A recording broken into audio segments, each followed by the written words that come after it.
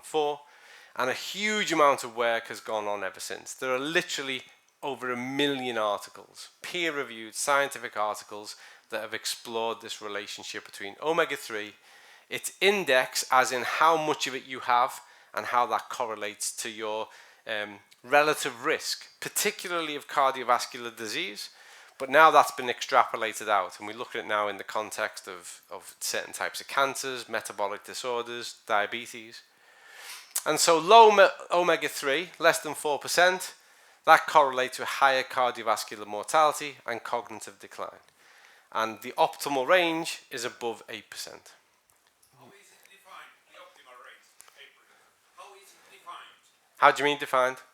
What is the reason you can say 8%? Because of I had to make direct reference to the work by Harrison von Schecke. So when you look at all those cardiovascular features that would relate to increased risk of a disease, of an incident, and how they correlate and associate with the relative amounts of omega-3 as a total circulating and with tissue uptake, when you get above 8% of a total fats in the body, then you're at the lowest risk. If you're lower than 4%, you're at the highest relative risk. May I ask another question? Yeah, of course. For instance, in Great Britain, what is the percentage of people who has normal people who has this range, optimal range in tiny. Great Britain? In Great Britain, globally it's tiny. So the most recent estimate from which was published in the Office of Global Burden was that 6.3 billion are deficient. If you go through our analysis, which is the biggest database in the world, we typically see the deficiency rates are affecting over 97.8% of the population. Huge. Most people are deficient in it. And that lends itself to dietary trends, decline of consumption of those types of foods. There's lots of mechanisms that are at play. But yeah, it's tiny. And actually, as I was talking about earlier on, athletic populations, and I mean professional and elite athletes, whereby there's a more prescriptive manner over what they eat, they come out on average of 4.4%. And typically the average we see across normative populations is less than 4. So around the 4, but just less that we see. So the reality is that most people, and this is consistent with what we see with regards to the global trend of cardiovascular risk anyway, and global trend of increased numbers. And so this is the amount of work that has not only been done to establish this, but has been done based off the back of it is substantial. It's hugely significant, and this is why this has found its way into health system guidelines. Sorry, folks, did you want to ask a question? Hello? Did you want to ask something? I would like to once again hear thank you. The optimal range that it's over 8%. So once again, if you can explain, like based on what, if the majority has a deficiency, if in that majority the percentage is much less. It's so like the majority is abnormal, but majority looks like normality. I mean, first of all, I disagree with that entirely. I disagree also, but that's why I'm asking for the majority don't look normal whatsoever. Based on what is this optimal range? Maybe I've explained this badly, so I appreciate both questions. So the research that has gone into this has looked at all the features of pronounced cardiovascular risk. Okay, and there are multiple aspects of that pathology. So what you're going to look at is all the indicators that would correlate most highly. Everything from, for instance, something as innocuous as ratio of cholesterol, all the way through to other circulating triglycerides, when we start to look at plaque, all of these things, multiple factors that are indicative of high risk of a cardiovascular disease or incident. So there's been a lot of work that was established. 2004, first paper, Harrison von Schecke, fascinating read. I would encourage you to read it. It's a landmark paper. Based off that, we've had now over 2 decades worth of continuing work by multiple clinical research departments all around the world. And what we see consistently is people who are less than 4%, it's a really neat pattern, people who are less than 4% of total fat. So what we're going to imagine now is think of all the fat in your body. It doesn't matter how slim you are, everyone has fat or you'll die. If less than 4% of that fat is made up of omega-3, particularly EPA and DHA, then that correlates with the highest presence of all the risk markers, pathological markers, for cardiovascular disease or incident. When you progress through that scale and you get above 8%, and I want to make a comment on this 8%, but when you get above 8%, you then get to the lowest risk. So all those markers, all those indicators of the onset of cardiovascular disease or event go to the lowest level. That's why you should never say that at this point you can't have a cardiovascular event, because that's not true. You're at the lowest risk, the very lowest risk. So all those pathological markers that would indicate that a MI, cardiac arrest, disease, angina is coming your way are at the lowest. So that systemic profile is at its lowest when you're above 8%. If it was one paper, it would be interesting and informative, but not convincing. But now we are talking circa above 3 million papers around the globe that have built on this work. It's pioneering work, it's why it's landmark paper. And it's been drawn out. In fact, we know there are better ways to measure it than the method they used. But that's how you benefit from science. Science is constantly updating its evidence base. And so what we see here is actually the more emerging data says that the closer you are to 10% is the better. But above 8% is the threshold. The closer you are to 10%, then you're at the sweet spot. And then other people have gone, okay, well, if this is true of cardiovascular disease, which in itself is a gateway condition, what's its impact with regards to type 2 diabetes? Another gateway condition, metabolic disorder. What's its impact to certain types of cancers?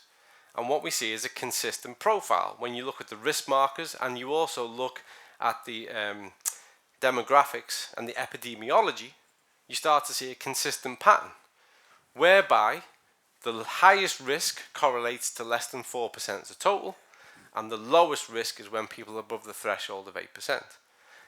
And so that work has been extrapolated out, not only by Harrison von Schacke, who were the original authors, but by multiple research groups all around the world. And in fact, this paper here that makes reference to that data, that's from the Mayo Clinic. That's Bernasconi, who's a profound researcher, a huge light in all of this. And this goes back to 2021. So it's not just the Harrison von Schacke. The key bit I want you to recognize is this has been built on by some of the biggest medical departments in the world. And this is why this is used across the world. It's used in the UK, it's used in the US, it's used in Australia, it's used in key parts of Europe as a way to quantify your risk of certain types of non-communicable disease. So, HbA1c, an area I'm obsessed with, because we've talked a lot in that. By explaining that, I've used the term cardiovascular disease more times than I can count. But I want you to be aware of something, which you might already know, but then I would imagine some of you don't. If you were to go back 106 years, and you can do this because it's all available online, and go and have a look at the research that was getting published in The Lancet, which is probably the world's most influential medical journal. Go and have a look at work that was happening in the British Medical Journal, Nature. There was a whole conversation taking place whereby research groups and clinical groups were saying, we've got this sudden increase in cardiovascular disease. What's going on? And all of the research, the strongest narrative, was saying this is because of the changes that have happened to the diet. The industrialization of food, food preservatives, processed foods, the increased profile is leading to this spike, this increase of cardiovascular disease. And it was observed, it was reported on, it was acknowledged, but no one did anything about it. And what happened is decades went by. We got through the First and Second World War for sure. The Second World War actually implemented and advanced the onset of ultra-processed foods, because they developed it for the front line and then they created the market afterwards, throughout the 50s and 60s and 70s. And from 1974, we see the big inflection point, the point at which overweight and obesity started to rocket, and it's never gone back. So ever since 1974, we saw this huge inflection of our societies becoming more overweight and more obese, and it's yet to stop. And again, it was attributed to the fact of ultra-processed food, fast food, takeaway food, and how prevalent it had become in the diet. And no one did anything. We then get to the latter part of the 1970s, and we see a second inflection point, which is type 2 diabetes. And I want you to bear in mind that in the UK, up until 2004, there's never been a single incident of a child being diagnosed with type 2 diabetes. Today, they make up 15% of all new diagnoses. Type 2 diabetes is to our generation what cardiovascular disease was to the generations of the 1990s. We're not taking the warning, and we are not adjusting quick enough. We need to recognize that it's on us to change our behavior and our attitude around the food we consume and make better choices. This is our version. It's the pandemic before the pandemic. The numbers for type 2 diabetes are already starting to spiral out of control. Before I joined Zinzino, I was a research coordinator for the Cities Changing Diabetes, which is a global coordinated approach to tackling this problem. And the statistics we were predicting back then for what would happen in 2030 have almost doubled. So what we said was the worst case scenario has now almost doubled. So the pathology of these things are getting worse.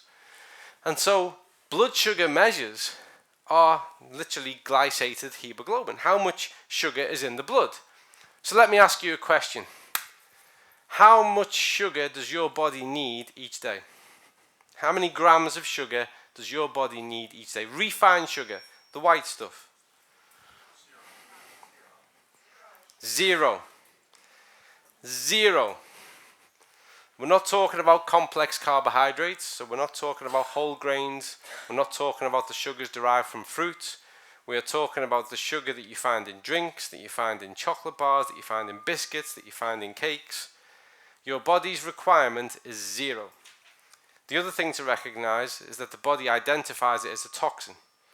And sugar in the blood is the body's attempt, the reason why you get such an increased profile of insulin, is the body's attempt to eradicate it, is to eliminate the toxin, to get it out the system as quickly as it possibly can. And when we can measure it there, a bit like when we can measure cholesterol in the blood, things aren't going well because it's circulated back into the blood. The typical mechanisms that would clear that out are not sufficient enough. And the body can tolerate, the body's great at tolerating things, but after a while it can't tolerate them anymore. And so when we see the index for type 2 diabetes, we go from norm, which is quite a nice range, to pre-diabetes, which if you find out you're pre-diabetic, that's the best news you can receive. You know why?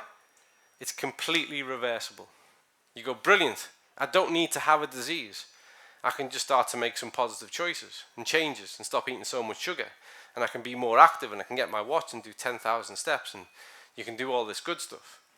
And then even if you are diagnosed as type 2 diabetes, do you know what's even, that's not great news for anyone. But you know what is great news that we don't talk about enough? That if you make better dietary choices and if you're more active, you can dramatically reduce your need for drugs. And in a lot of instances, you can eliminate your need for drugs. But you've got to keep on top of it. You've got to keep active. You've got to keep making those positive choices. And so it's a powerful measure. It's a really powerful measure. I was really lucky. I worked with Stratton some years ago, back in about 2007. An incredible person, phenomenal researcher, who's been really on this for a long, long time. And HbA1c levels predict risk of diabetes-related microvascular and macrovascular complications. So what does that mean to us? Type 2 diabetes is a gateway condition. So if you do a HbA1c test and you're higher up on the scale, it's not only, right, I can do something about this and avoid that. you're also positioned to move away from your increased risk of associations to cardiovascular conditions too, and other metabolic disorders, and certain types of cancers. HbA1c is such a powerful test.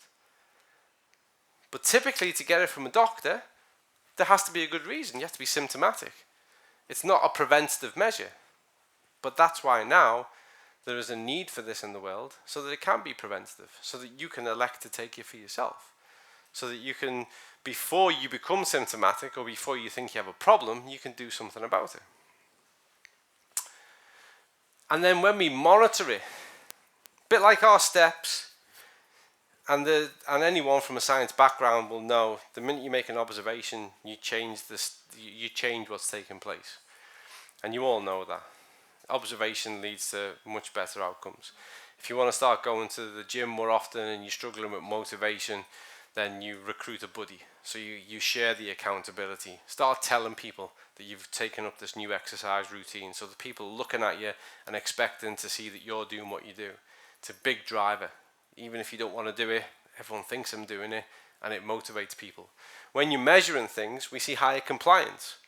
When people started measuring the steps, they started to be more compliant. We've seen that trend all across the world.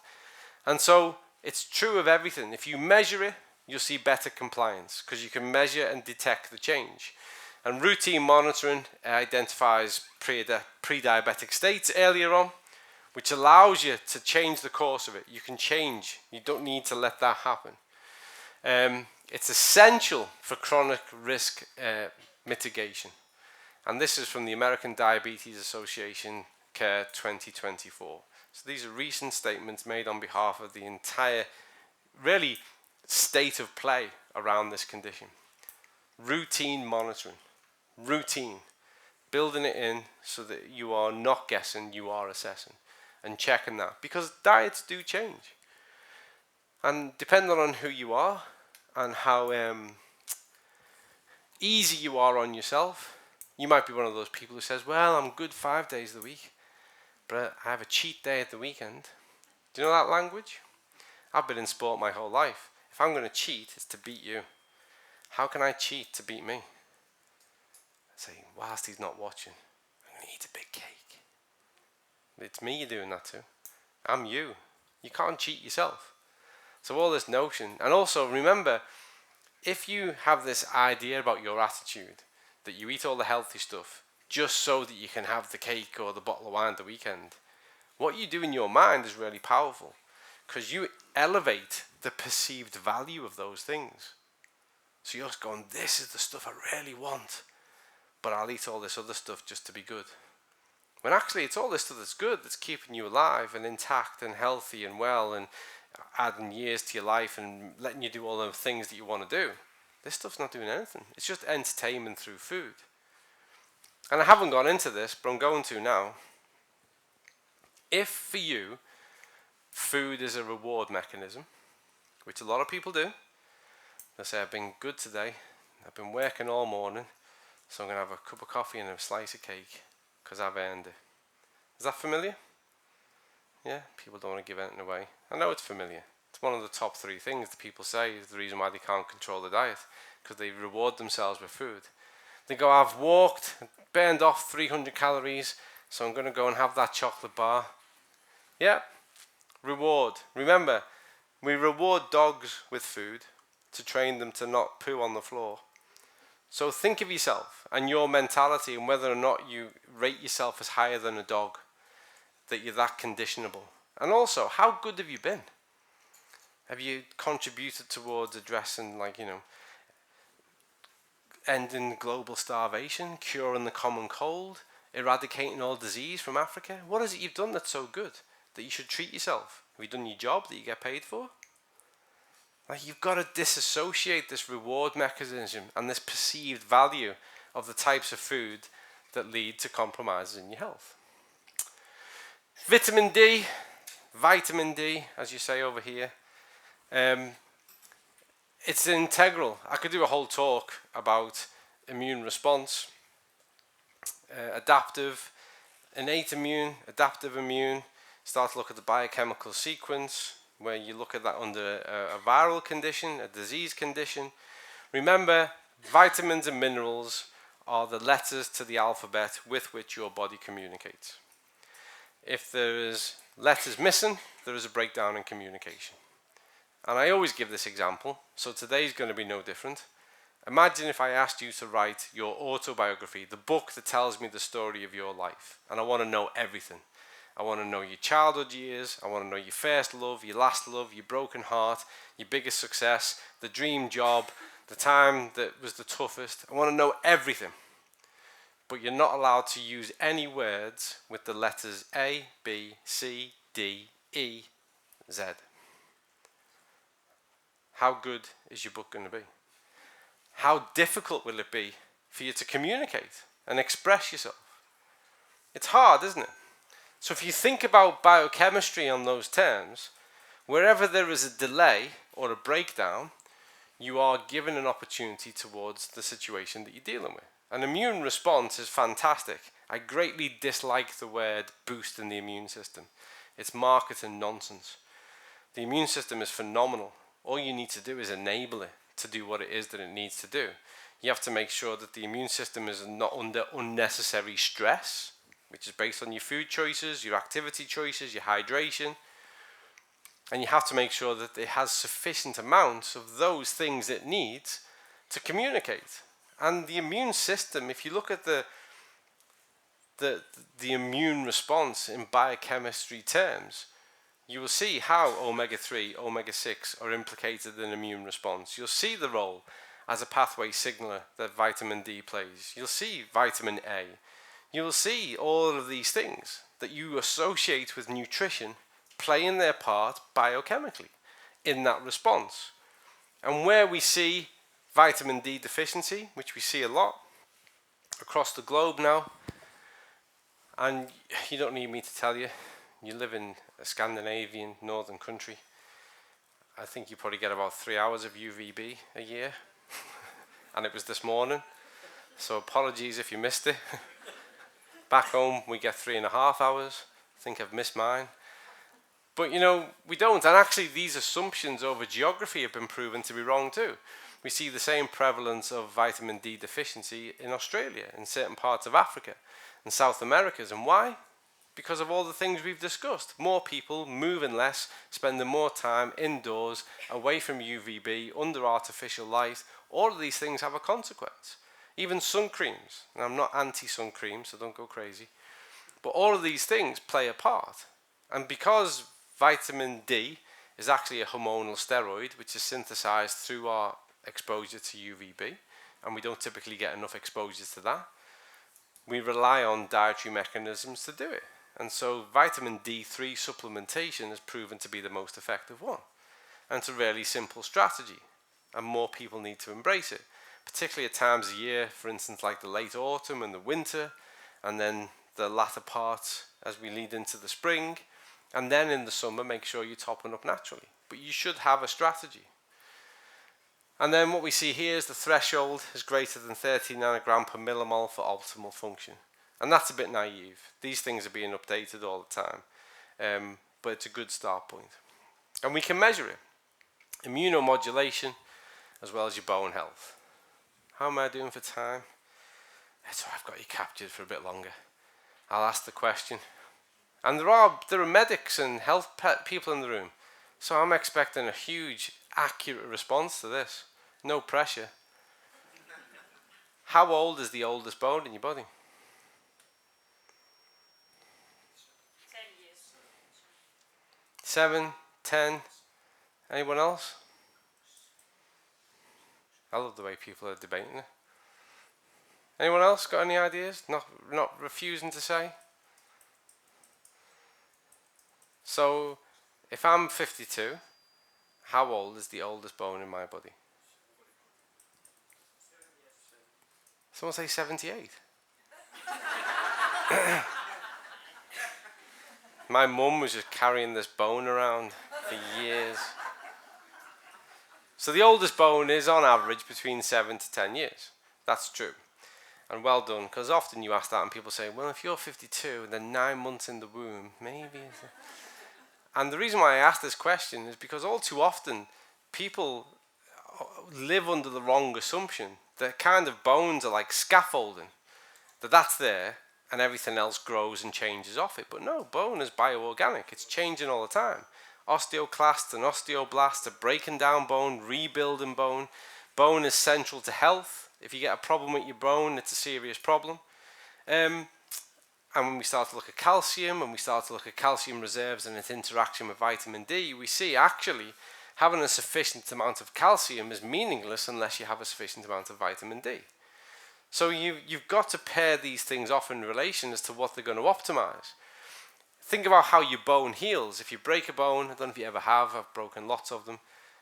Really, even in the modern world, what do? We cast it, we set it, and then we let the body's own systems repair that bone. And this happens over time. Normal regenerative processes. The best things you can do to heal a bone is to make sure that your diet's right and that it is optimized with regards to the nutritional profile. Addressing it through screening, so routine serum 25-OHD testing enables precise dosing of supplementation, particularly important in populations with limited sun exposure. All you people, it's a gorgeous country, but I know I'm seeing the best of it in this weather. Let's get real. I really, every time I talk about this, I feel like surely I'm leaning on an open door. You all know. Surely you all know this and you all do it. Surely you all test. Certainly test as you head into the winter. Test midwinter. See how you're maintaining these things as you're coming out. You're adjusting your vitamin D supplementation accordingly. Tell me that, just logic tells me, a room full of intelligent people, you're all doing this anyway. Yeah? Some people are avoiding eye contact now. I know that strategy. My children do that. Have you tidied your bedroom? I want to go out and play. I hope you are. Because one, I've been banging this drum for over 20 years now. Two, it is so integral to your overall well-being. I mean, people report all kinds of things, and I'm not going to get lost in testimony because it doesn't fit with what we're talking about. But have you ever heard of the famous American surfer called Laird Hamilton? He's amazing. Go and YouTube him. I love surfing. I've loved surfing as long as I can remember. It's like, if I was to quit work tomorrow, you'd find me the rest of my life on a beach just surfing every day. Laird Hamilton is a phenomenal surfer. He's a phenomenal human. And I listened to him on a podcast a few years ago, and he said something that resonated with me. Because the person interviewing him said to him, you know, you're in your 60s now, you're still really hyper-focused on your food and your diet and your exercise and your training. Why is that? And he said something that is so simple, but it really hit me and it landed home. He said, it's because I'm addicted to feeling good. He said, I just love feeling good and healthy and well. And in my experience, without making any false promises, vitamin D and getting people in the right range is one of those ones where people go, I had no idea. I had no idea the difference it would make when this is actually in the right range, in how their energy felt, how their mindset felt. It's such a key indicator. So you test it, you assess it, you monitor it, and you maintain it. Now we delve into this. And I can't do this justice. I couldn't do this justice if we dedicated the full 4 hours to it today. The gut is the center of the human universe. Inside here is an ecosystem so finely balanced that it is comparable to any tropical rainforest or ocean you could imagine. The microbes at play in there are hardwired into the interactions of things like serotonin channels, 80% of our immune function. It's the center of regulation for your mood state. It's the center of regulation with regards to nutritional absorption. The gut is everything. 2,000 years ago, philosophers and medics were saying that, good health starts in the gut. We've spent 2,000 years developing techniques to prove them right. And we've advanced so much in the past 15 years on how we can measure this. Remember this, you are a collection of 37 trillion cells, and yet in the gut alone there are over 100 trillion microbes, microorganisms, bacteria that are living. There are different pathways. We have tryptophan pathway, we have all these different metabolic systems and interactions that rely on quite a level of simplicity when it comes to how you nurture it, but are also really simple to compromise and hinder. Nothing is ever passive. When you eat something, it either has a positive or a negative effect. Nothing is neutral. Even water. Water has a positive effect. If you drink carbonated drinks, and it doesn't matter whether it says low or sugar-free or calorie-free, or if it tells you you're going to be brilliant at basketball, it's having a damaging impact on the gut. The gut doesn't like it. That's just a fact. If you are reducing your calories to lose weight, but you're not changing the quality of what you eat, that's effectively like trying to press the brakes and the accelerator in the car at the same time. Those ultra-processed foods will keep you hungry, and those ultra-processed foods will keep damaging the gut microbiota. So you're all the while trying to lose weight, manage your health, but you haven't changed the orientation, the type of the food. But when you put good stuff in, when you put dietary fibers in, when you put polyphenols in the stomach, well actually, and even omega-3s are what we call prebiotic, well the gut starts to flourish. And these ratios of certain types of microorganisms, of bacteria, they start to become optimized. Remember, everything in the body is based on homeostasis, which is the dynamic art of equilibrium. It's the biological set point. The body is constantly adjusting, maintaining balance. When it comes to omegas, we have an optimal omega-6-3 ratio. When it comes to the gut, there are several ratios at play. And historically, we've started to measure them and monitor them and figure out just exactly what the interplay is. And so microbial diversity impacts digestion, metabolism, and immune signaling. Remember, the gut is connected to the vein via the vagus nerve, directly hardwired. We have the gut-brain axis. 90% of the communication travels from the gut to the brain. I'm at a point now in my attitude towards the research around this that I don't even think of them as separate components. I think of the gut and the brain as one organ in two parts. They're so hardwired into each other and their relationship as to how they function. And remember, in the womb, the gut develops first. They call this the second brain, but actually it develops first. So we know that dysbiosis, so dysfunction of the gut, is directly implicated in obesity, in IBD, in metabolic syndromes. So we know from a pathological point of view that it's such a hotspot. And more of the emerging evidence that is looking at the impact of ultra-processed foods, of certain things that we do and don't do, and the damage that causes to that environment. And so measuring it is really, really interesting. It's really interesting to us. To date, though, despite what people think, our measurements have been really quite limited. If you take a fecal sample, which is really common on the market now, it will give you some indication of the postbiotic activity. And so an inference is made. So you'll look at things like biturate, and if you can measure this within the fecal matter, you will make an assumption related to the activity that must have been in the gut. But remember, your gut profile is as individual as your thumbprint. Everybody's is different. And also looking at a post-event doesn't really tell you anything about a functional capacity of the gut.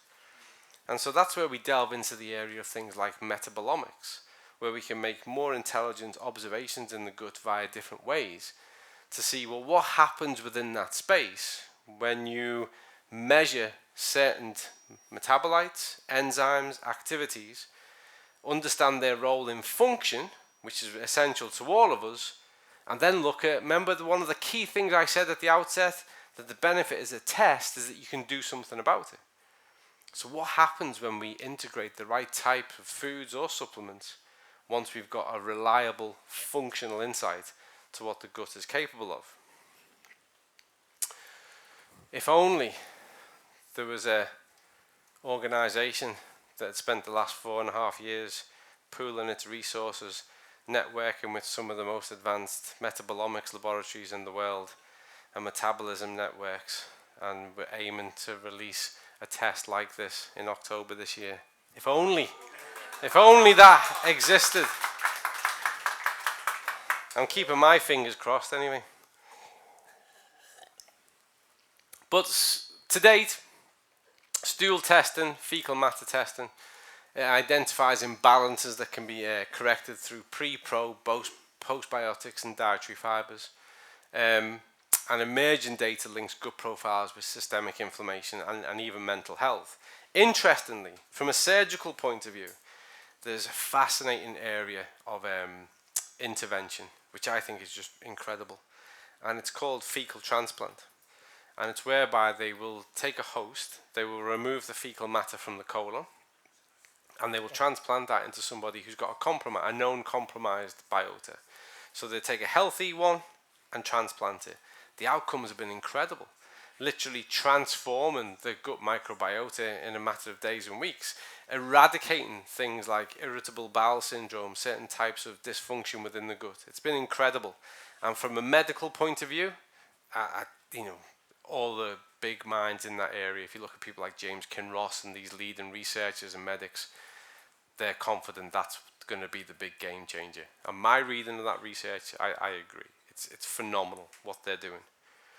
But what's been interesting to note is there's been a number of studies where, because of the way the host has been profiled or not been profiled, there's been an interesting transfer, and you can read about this. There's been some interesting articles.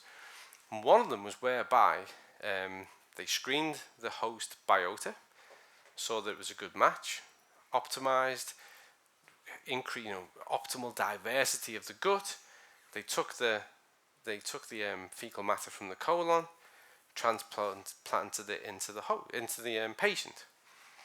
Saw improvement in the gut biota, but for the first time in their life, started to deal with debilitating bouts of depression and anxiety. And so went back and said, I don't know what it is, but I'm actually seeking help for depression and anxiety.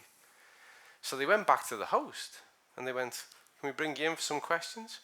They found out that the host was a person who'd been dealing with depression and anxiety for the past 22 years. They'd even been on medication for it. And so the host characteristic of the fecal matter had transplanted into the patient. So when you talk about mood state and how the gut is implicated in mood state, nothing is more compelling than the medical clinical data that is showing that transplant of fecal matter into the patient is carrying over mental health conditions.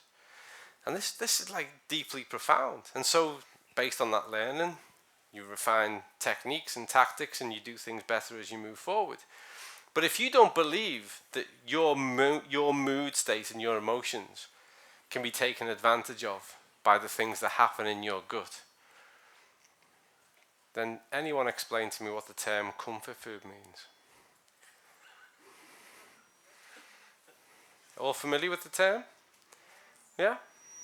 So would anyone be prepared to admit that they've engaged in comfort food eating? Yeah? Yeah? Where you've had a tough day, you've been upset, someone's broken your heart, you go home, you put the TV on, put your pajamas on, get your favourite box set, you go into the cupboard and get a big bag of carrots. Yeah? Sit down. I know carrots are good for me. I'm going to feel so much better. Yeah? No. Same situation, but you go to the freezer and get the ice cream, or you go to the cupboard and you get the biscuits. And why? Because of bliss point technology. We know the perfect ratio of fats and sugars and salts and how you can release dopamine in the brain and even oxytocin. The reason why chocolate is the food of love is because it can release the love hormone in the brain, and you are genuinely comforted. And this is deeply rooted within this relationship the gut has with the brain and control of emotional state. It's comfort food, feel-good food. Remember, whenever I say this, someone goes, no, you don't get addicted to food, but you get addicted to ultra-processed food, which is a food-like substance. And whenever I say that, there's normally someone in the group says, no, You don't understand. I'm addicted to broccoli. No, you're not. You just really like broccoli. It's very different to addiction. Addiction is where there is an excessive consumption beyond the remit whereby it's helpful or it starts to cause a hindrance for the person involved. Nobody wants to be obese. No one. No one sets out with that. No one wants. We have a category now that's super obese. No one wants to be that way. And no one gets that way just because of a lack of willpower. That is such a negative mindset to have around people. Obesity is a disease-like condition. And the common cause of obesity, which is consecutive overconsumption, is driven by the types of foods that are consumed. In every study that has ever compared ultra-processed food to whole food, you see a consistent management of calorie and calorie deficit in whole food compared to the ad libitum free feeding on ultra-processed foods.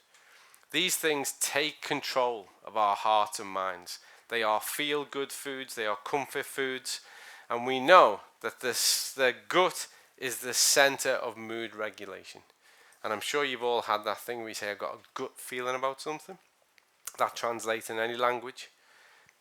Believe me, the gut, the brain are two parts of the same system. Measuring it is going to unlock how we do health in the future, both medically for treatment and preventatively for us. Our aim is to understand it better, to empower you to make better choices about what you need to put into the gut to stop all those bad things from happening. Now I'm realizing just how big this presentation is. Omega-6-3 ratio. I'm going to have to steal 6 more minutes off you, okay, and then we're finished. I'll let you loose on the world, and you can say you were taken captured by this mad Irish Scouse person who came over. So, the case for omega-3 status. This is what we do. It's the 80% of what we do. We test the world. A professor of mine years ago said, Colin, the reason why we test 10 people or 20 people is because we can't test the whole world.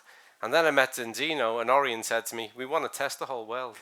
And I thought, that's an ambition I can buy into.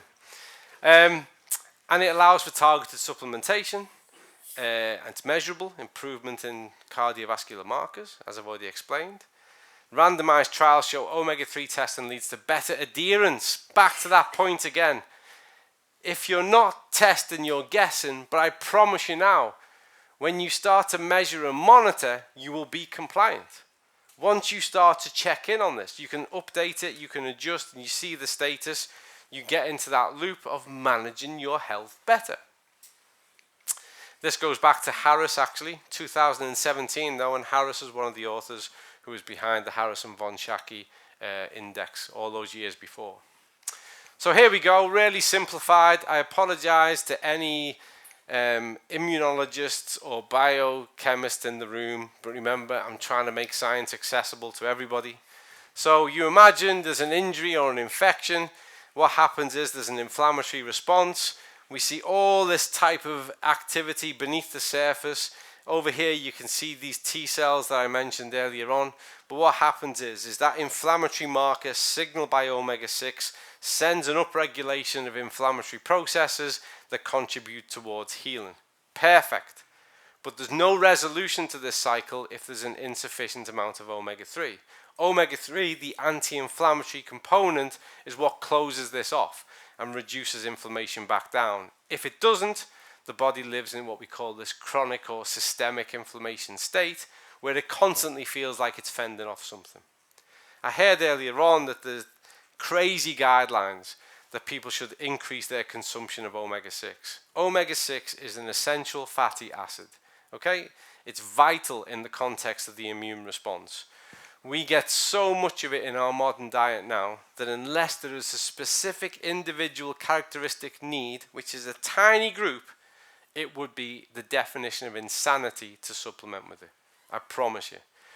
There is so much of it. The part of the problem we have is the dietary saturation of omega-6 whilst we've got this huge deficit of omega-3. There's a lot of work that's looking at dietary causality on omega-6 status, I agree. But for the majority of people, the vast majority, you're getting more than enough omega-6 from your diet, and that's great because it's essential and you do need to have it. Okay? But we don't get a resolution of this unless there is a sufficient amount of omega-3. As I said earlier on, homeostasis, balance, we know that's true within the gut, and we know it's true across the cell. And the ratio of omega-6, I've already discussed the index that you want the total amount to be above 8%, but we have a ratio across the cell of arachidonic acid to EPA, that omega-3 to omega-6. And when we're less than 4 to 1, we have a optimalized ratio. There's so much research that has gone into this over the past 30, 40 years, which goes all the way back to Somopopoulos, some of the flagship work back in those days, and even more recently, in the most revised and updated version of the Science of Rugby 2nd edition, Professor Graham Close wrote large in that chapter that supplementation to ensure the omega-6-3 ratio is an essential, not only for health, but to optimize sports performance. And so we see this. When these two are in ratio, in balance, we get the activation, we get the stimulus, the inflammatory response, and we get the resolution, we get that control of inflammatory markers. And it couldn't be any more simple in principle, but difficult in reality, because dietary trends and behaviors are such that people consume less and less fatty fish year on year. We're talking about fresh, wild line caught salmon, mackerel, tuna, bluefin tuna, anchovies, these really good fatty fish. Guidelines say that you should eat it 3 or 4 times a week. They're naive, and I'm happy to have that debate with anybody who thinks that they're not.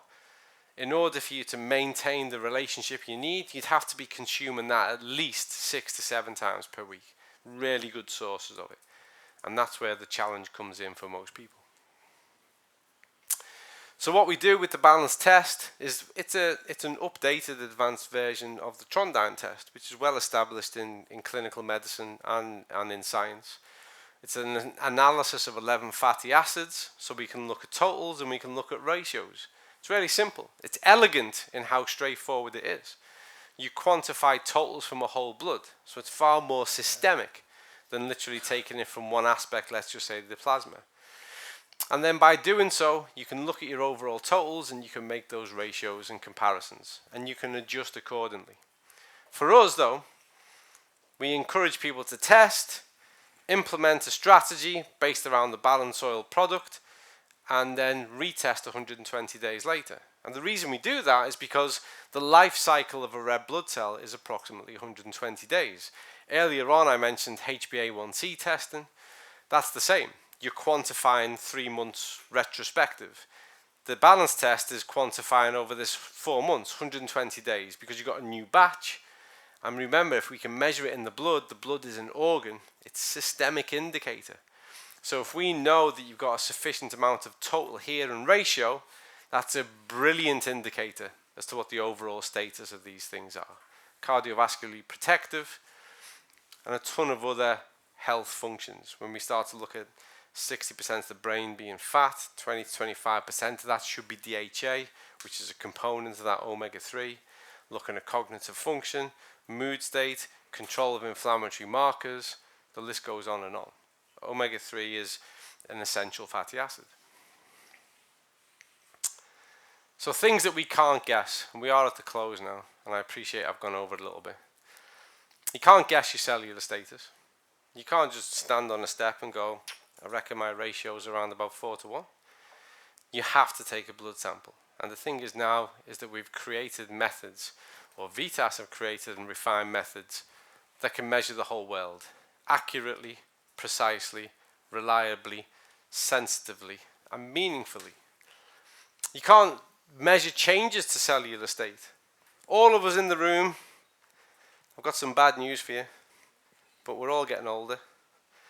And with that comes certain changes that are associated with it. And so what we did previously, we have to adjust as we age. In some instances, we need to do more. And unfortunately, societies do less. I would say, and you'd say this might be predictable, as you get older, you should put more emphasis on your exercise. You should put more emphasis on the quality of your diet. But typically what we see is people go, well, I'm 45 now, so it's to be expected. It's only expected if you let it happen. If you're going to surrender to it, then for sure. You are what you believe. Whether you can or you can't, you're probably right. I would argue you should be stepping up. You should be taking better care of yourself. We can't really guess anything under the hood. And what I mean by that is, okay, you can look at things, that's okay, but that doesn't tell you what's happening underneath.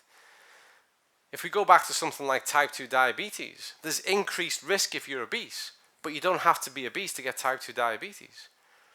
If you look at cardiovascular disease, there's increased risk if you're obese, but you don't have to be obese to develop cardiovascular disease. So you can't guess these factors. And if we're really going to get serious about being preventative when it comes to health, if we're really going to take ownership of health, so that we're not putting all the burden on the medical services, and so that we're more accountable ourselves, living better quality of lives, healthier lives for longer, then we've got to start to implement the best strategies we can to test for ourselves and adjust accordingly. And you can't guess the future, and never say that all of these things means that that's it, you're perfect and nothing's going to happen. But I can promise you this now: every investment you make in yourself, every better choice you make, everything that you measure that influences your next step is going to shape your future. I'm going to finish by saying this, that we each start as one cell, and that cell divides, becomes 2, daughter cells into 4, into 8, into 16, 32, 64, 128, 256, all the way through until you're 37 trillion. And you're 37 trillion cells up until about the age of 21, 22 when you reach full maturation. And then little by little, as we go through the aging process, we gain a few more for a couple of years, and then we start with the aging, advanced aging and decline of those cells. And every cell is a copy of the cell that came before it. And if you want a better you tomorrow, then you have to start writing those better cells today, because they will divide, they will multiply, they will replicate, and you are the outcome of the things you do most often. And consistency is key. So make one better choice. Make one better choice, but let that choice be based on evidence and facts and insights and tests, and not just guesses, and not just trying to copy what someone else you know does, because you're not them, you're you. But the best part about being you is you can take a close look and you can adjust to what better suits you and what you need. Thank you for listening. I've gone way over time, but you're free now. Thank you very much.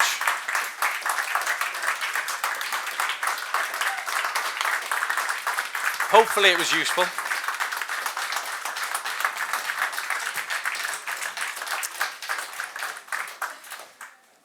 Thank you, Colin. Thank you, Colin. Let's see if there's one question, for instance. There's one question there. Okay. Thank you. Thank you for wonderful presentation. I'd like to ask your opinion about canola oil or rapeseed oil for health. In what way? Rapeseed oil, canola, I mean, in what way? Here's my question back to you. What do you think it addresses with regards to the dietary need? What do I think? What do you think those oils, what do you think they contribute towards the dietary need? What do you think that they give? Well, I don't use it, but so many, almost, I guess, almost everyone uses it here. And that's why I want to hear your opinion. So let me, I don't use it, and I don't use any of the mixture of this kind of vegetal, like canola oil and butter, for example, either. But Okay. I stay with some other oils. Yeah. So that's really interesting. So are the people in the room who proactively use rapeseed oil, canola oil? There are people in the room, yeah? And what I'd like to know, and I'm not trying to be mean, or I just like to know why it is you consume them. What is it you think they do?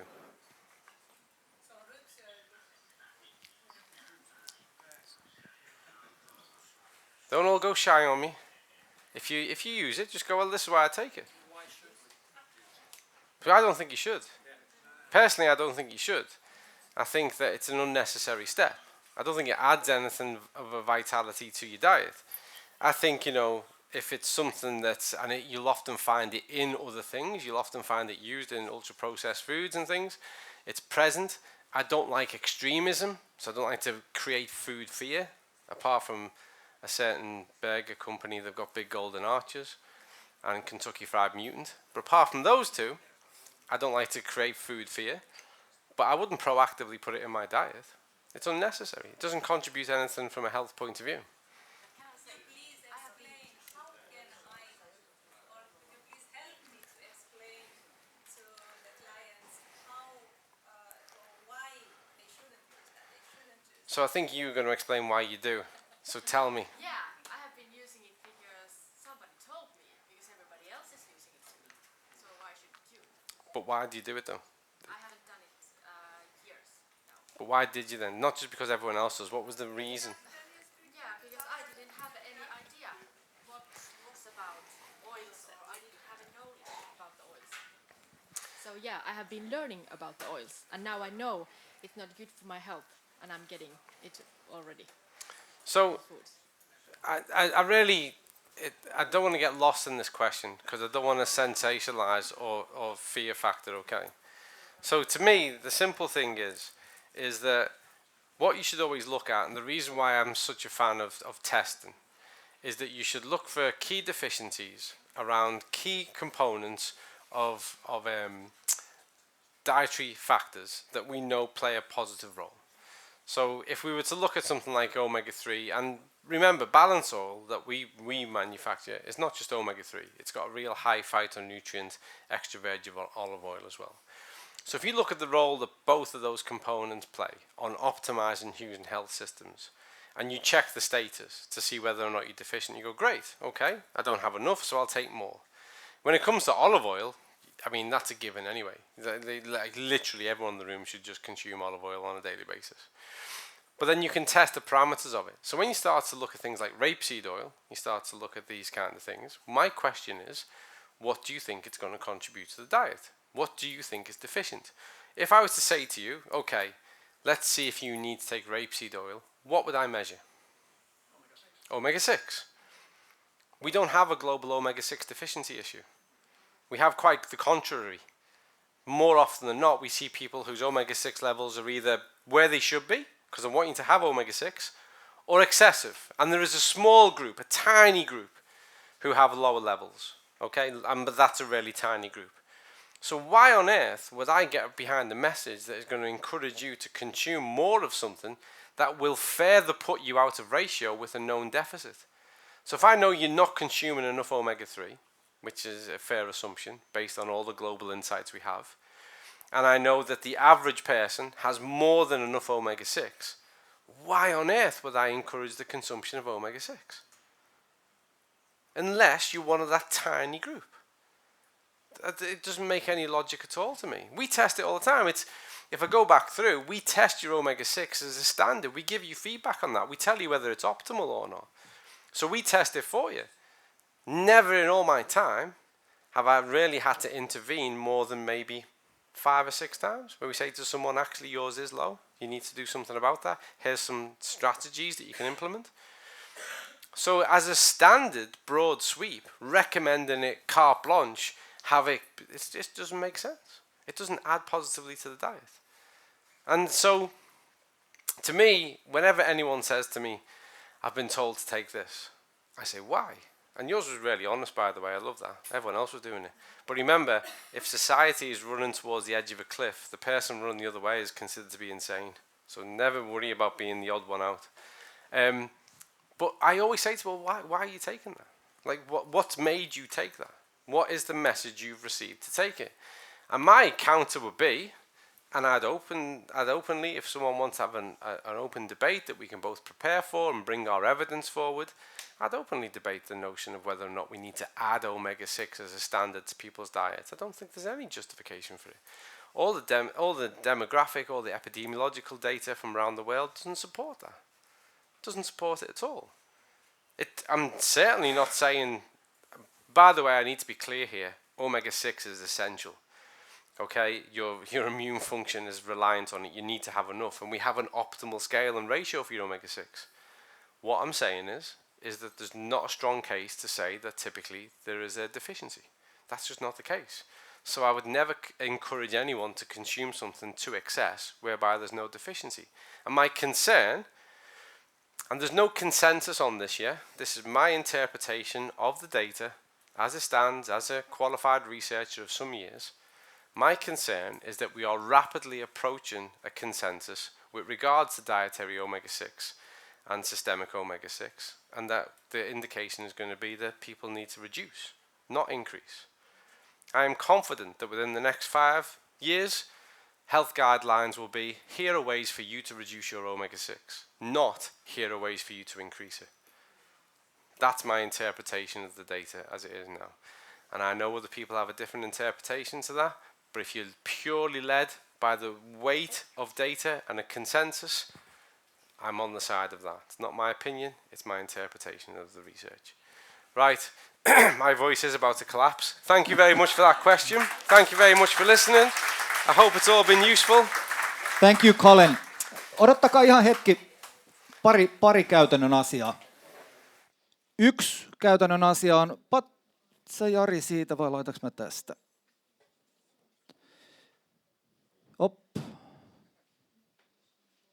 Laitat se edellisen kirjaslaidin. Eli tuolta löytyy web-osoitteesta www.made2move.uk löytyy Colinin kirja. Suosittelen kaikille, käykää katsomassa. Sen voi tilata tuolta. Ja nyt saitte pikkusen samaan hintaan saitte aika paljon luentoa, eli oli ihan fantastinen. Ja ajoitettiin sille, että ne, jotka jää illalliselle, niin ei tarvitse hirveästi odotella tuolla aulassa, koska ovet aukeaa 7, niin tästä pääsee melkein suoraan sitten sinne illalliselle. Ne, jotka tarvitsevat osallistumistodistusta tai haluaa osallistumistodistuksen tästä, niin sen saa tuolta takaa. Sieltä saa myös illallislippuja, jos joku vielä haluaa. Niitä on myynnissä. Eli 59 €, 3 ruokalajin illallinen, ja sieltä tulee myöskin vähän infoa siellä samalla. Sitten mä sanoisin vaan, että kiitos kaikille.